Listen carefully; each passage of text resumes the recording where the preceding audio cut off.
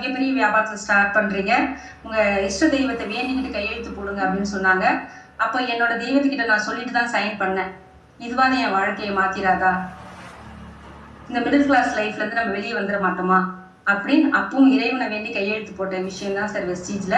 இன்னைக்கு மேடம் கொடுக்கும்போது நம்பிக்கை இல்லை, ஆனால் உள்ளே வந்து மீட்டிங் ட்ரெயின்லாம் பார்க்க தான் இது மிகப்பெரிய ஒரு சாம்ராஜ்யம்ன்றது எனக்கு புரிய வந்துச்சு சார். Right madam. ஆரம்பத்தில் வந்து ஒரு 100, 200 இந்த மாதிரி இன்கம் பார்க்கும்போது அப்போ உங்கள் மனசுக்குள்ள வந்து ஒரு நெகட்டிவ் தாட் இருக்குதா? ஸோ இதுக்காக இந்த பிஸ்னஸ் ஆரம்பிக்கணும், இந்த 100, 200 ரூபாய்க்காக வந்து நான் போயிட்டு சோப்பு பேசணும்னு சொல்லிட்டு ஒவ்வொருத்தட்ட பேசணும் அப்படிங்கிற ஒரு எண்ணம் வந்துதா? நிச்சயமா வரல சார். ஏன் வரல அப்படின்னா, நான் 9 வருஷமா மாவு கடை வச்சிருக்கேன். அதுல என்னோட கல்லால இருந்து நான் யாருக்கும் பணம் கொடுத்ததில்லை. ஆனா இந்த நிறுவனம் தான் என் வீட்டுல காயிற பொருளுக்கு வருமானம் கொடுத்தாங்க. அப்ப அந்த வருமானம் வந்து எனக்கு முதல் வந்த அந்த 23 ரூபாவாகட்டும், அது சேர்ந்து வந்த வவுச்சர் 139 ரூபாவாகட்டும் எனக்கு மிகப்பெரிய பணமா தெரிஞ்சுது. ஏன்னு கேட்டீங்கன்னா, நான் வருஷக்கணக்காக எங்க வீட்டுல சோப்பு கரைஞ்சிருக்கு, பேஸ்ட் கரைஞ்சிருக்கு, டீ குடிச்சிருக்கோம். எந்த நிறுவனமும் எங்களுக்கு 10 ரூபாய் கொடுக்காத பட்சத்துல இந்த நிறுவனம் பேசிக்கா வந்து வீட்டுக்கு கன்சியூம் பண்ற எங்களுக்கே வந்து பாத்தீங்கன்னா நமக்கு பர்சன்டேஜ் வருமானம் வருமானது அதுலதான் சார் எனக்கு பிசினஸே பிடிச்சிது. ஏன்னா உழைப்பு வந்து பாத்தீங்கன்னா அதிகம், ஆனா அது வருமானம் ரொம்ப கம்மி. இங்க உழைக்கவே இல்லையே, ஒன்லி ஷேரிங் தானே கொடுக்குறோம். டீ நல்லா இருக்கு, பேஸ்ட் நல்லா இருக்குன்னு சொல்லும் போதே எனக்கு கை மாற்றும் போதே காசு வருதுன்னும் போது எனக்கு மிகப்பெரிய பணமா தான் சார் தெரிஞ்சது ஆரம்பத்துல.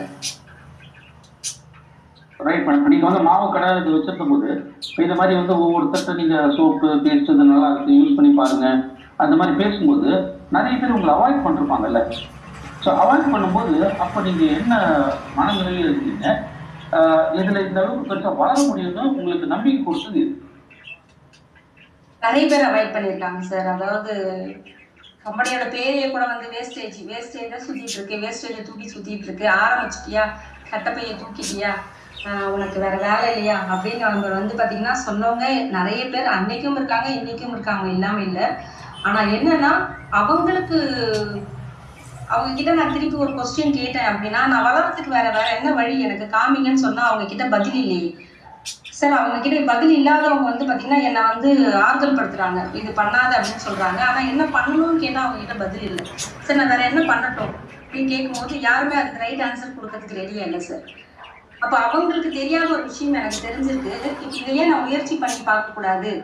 வெஸ்டீஜ்ன்ற ஒரு நிறுவனம் இன்வெஸ்ட்மெண்ட் கிடையாது, நமக்கு எக்ஸ்பீரியன்ஸ் கேட்கல, படிப்பு கேட்கல. அப்ப இதை நம்ம ஈஸியா பண்ணுவோன்ற அந்த தைரியம் தான் சார் முதல்ல எனக்கு வந்துச்சு. ஆனா உழைக்காமலாம் முன்னேறிட முடியல, உழைச்சோம். ஆனா யார் எந்த